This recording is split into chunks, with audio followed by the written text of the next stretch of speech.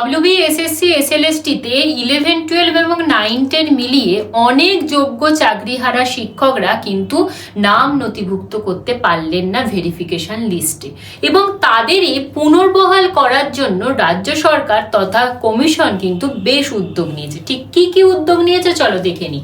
প্রথমেই বলা হচ্ছে যেটা যে নতুন তৈরি শূন্য পদে যোগ্যদের সুযোগ দেওয়ার কথা ভাবা হচ্ছে, সুতরাং নতুন ভ্যাকেন্সি আসলেও আসতে পারে।